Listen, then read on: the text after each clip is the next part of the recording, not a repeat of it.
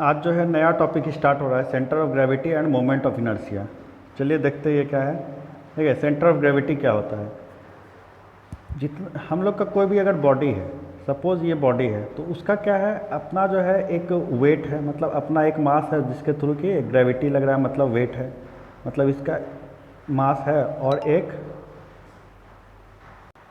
और जो भी मास m1 है वहाँ पे एक वेट लग रहा होगा नीचे साइड। ठीक है, ये क्या है, वेट 1 है। यहाँ पे कोई मास 2 है।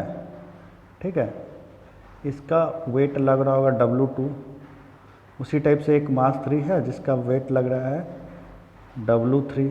और ऐसा बहुत सारा जो है ये मास है। ठीक है, अपना डिफरेंट डिफरेंट पोजीशन का डिफरेंट डिफरेंट मास है।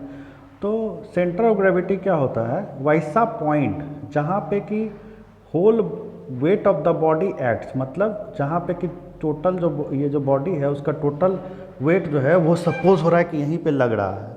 ठीक है, तो सपोज ये सेंटर ऑफ ग्रेविटी हम लोग को जी से रिप्रेजेंट किए। यहाँ पे हम लोग सपोज कर रहे हैं कि एक वेट लग रहा है बड़ा W, जिसका मान क्या है हम लोग को W1 plus W2 plus W3। ठीक है, यहाँ पे क्या है, इसका जो भी वेट है वो एक पॉइंट पे लग रहा है। तो यही हम लोग का सेंटर ऑफ ग्रेविटी होता है। तो जितना कैसा भी बॉडी रहे उसका जो सेंटर ऑफ ग्रेविटी रहता है वो 1 रहता है। अब कहा जाए कि सेंटर ऑफ मास क्या होता है, तो जिस टाइप से हम लोग वेट मान के चलते कि एक पॉइंट पे मेरा लग रहा है, ठीक है, ठीक सेंटर ऑफ मास भी मेरा वही चीज़ है कि mass of the whole body is suppose to be concentrated. तो जो भी होल बॉडी का जितना भी मास है तो वो जो है हम लोग ये मान के चलते किसी एक पॉइंट पे उतना मास लग रहा है हम लोग को। ठीक है, उसका जो टोटल मास है एक पॉइंट पे कंसनट्रेटेड है, तो उसको हम क्या कहते हैं, सेंटर ऑफ मास।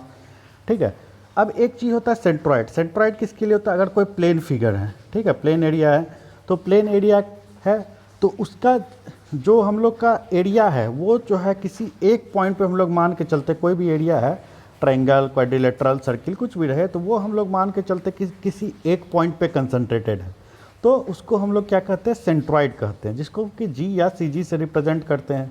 ठीक है, अब देखिए हम लोग को क्या हो गया, 3 चीज़ों के सेंटर ऑफ ग्रेविटी क्या था, जहाँ पे क्या होल बॉडी का वेट सपोज टू एक्ट है। एक सेंट्रॉइड था, जो अगर कोई प्लेन कोई एरिया है उसका एरिया जो किसी एक पॉइंट पे सपोज टू कंसंट्रेटेड है। और सेंटर ऑफ मास था कि जो भी बॉडी है उसका कोई मास है तो उस पर जो कोई ऐसा पॉइंट जिस पे कि उसका टोटल मास जो है सपोज टू बी कंसंट्रेटेड है। ठीक है, तो हम लोग जो ये चैप्टर पढ़ेंगे इसमें क्या होता है कि जहाँ पे हम लोग का सेंटर ऑफ ग्रेविटी रहता है वहीं पे सेंटर ऑफ मास रहता है और वहीं पे सेंट्रॉइड रहता है। तो कुछ भी अगर लिखा हुआ है centre of gravity, centre of मास या सेंट्रॉइड, तो ये क्या होता है, lies at the same point. ठीक है, ये क्या होता है, एक ही पोजीशन पे होता है। अगर सेंटर ऑफ ग्रेविटी को बोल दे या सेंट्रॉइड बोल दे या सेंटर ऑफ मास बोल दे, सेंटर ऑफ मास का रिप्रेजेंट क्या हो जाएगा कि ये मास को कंसंट्रेटेड कर रहा है। सेंट्रॉइड को क्या मतलब हो जाएगा, एरिया कंसंट्रेट कर रहा है कहाँ पे, एक पॉइंट पे। और सेंटर ऑफ ग्रेविटी का क्या मतलब हो रहा है, वेट को कंसंट्रेटेड कर रहा है एक पॉइंट पे। ठीक है, और ये जो पॉइंट रहेगा ये जो है तीनों के लिए सिर्फ एक सिंगल पॉइंट रहेगा। ठीक है, वहीं पे जो है सब चीज़ लग रहा होगा हमको। ठीक है, वहीं पे जो है उस जो पॉइंट होता है centre of gravity, centre of मास और सेंट्रॉइड का, वो जो है लाइज एट सेम पॉइंट, उसका जो है पॉइंट जो होता है वो सेम होता है।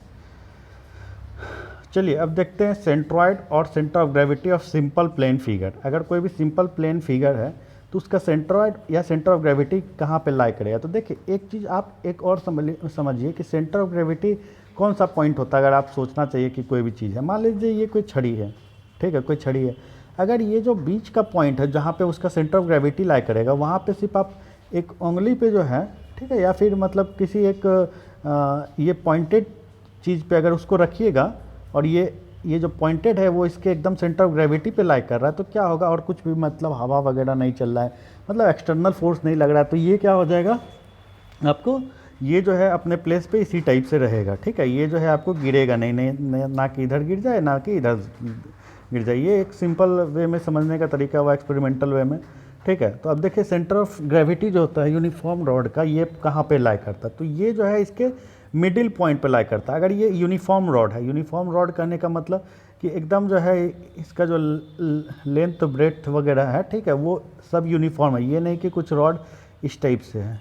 ठीक है, इस टाइप से, तो इसका मिडिल पॉइंट पे लाई नहीं करेगा, इसका सेंटर ऑफ ग्रेविटी यहाँ पे लाई करेगा। तो आपको इस पर अगर जो है इस पॉइंट पे अगर इसको पकड़े रहिएगा, ठीक है, पॉइंटेड ऑब्जेक्ट से लगाइएगा, तो ये क्या होगा, तो ये जो है अपने प्लेस पे ही रहेगा, गिरेगा नहीं, ठीक है।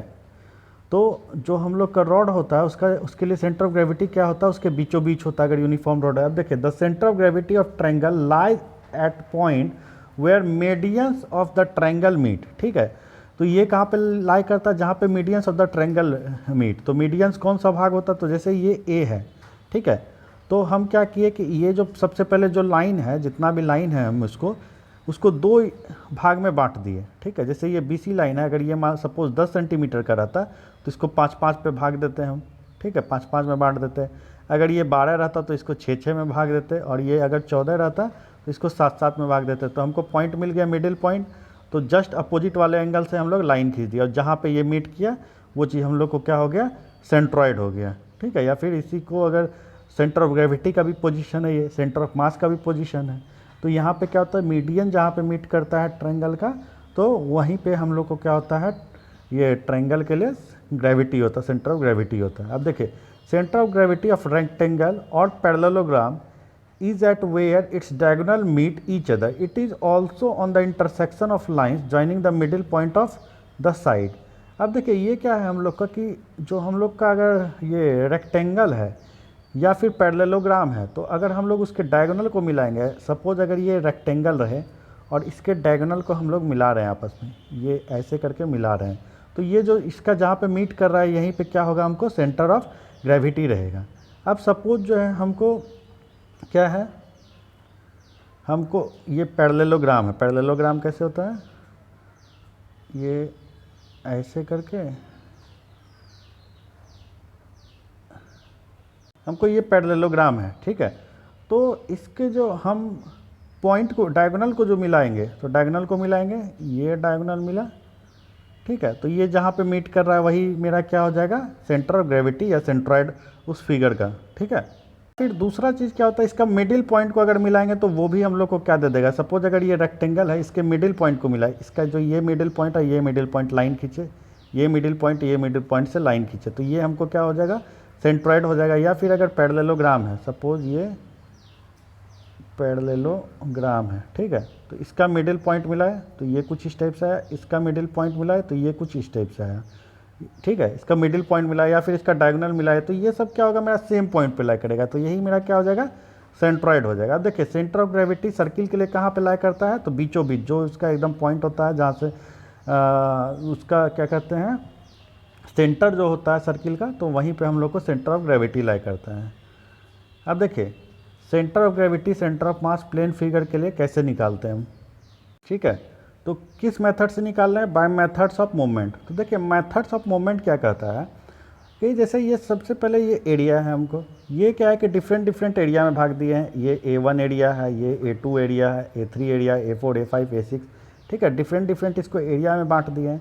अगर कोई एक्सिस के अलॉन्ग हम इसका मोमेंट ले रहे हैं, ठीक है, कोई एक्सिस के अलॉन्ग जो है इसका मोमेंट ले रहे हैं, सपोज जो है हम सबसे पहले क्या कर रहे हैं, OY के अलॉन्ग मोमेंट ले रहे हैं। तो OY के अलॉन्ग मोमेंट ले रहे हैं तो हर एक एरिया का अपना स्मॉल मोमेंट होगा।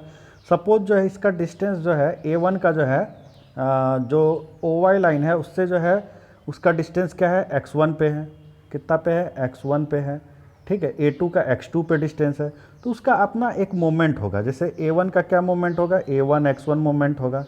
A2 का क्या होगा, A2 x2 मोमेंट होगा, ठीक है। उसी टाइप से A3 का क्या होगा, A3 x3 मोमेंट होगा।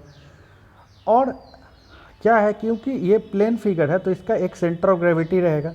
सेंटर ऑफ ग्रेविटी का क्या होगा, एरिया जो है, ये टोटल एरिया जो A1 + A2 A3 A4 जो रहेगा, यही चीज़ मेरा क्या होगा, बड़ा ए एरिया होगा जो, और सेंटर ऑफ ग्रेविटी से मेरा कोई डिस्टेंस x डैश है तो इसका अपना एक मोमेंट होगा।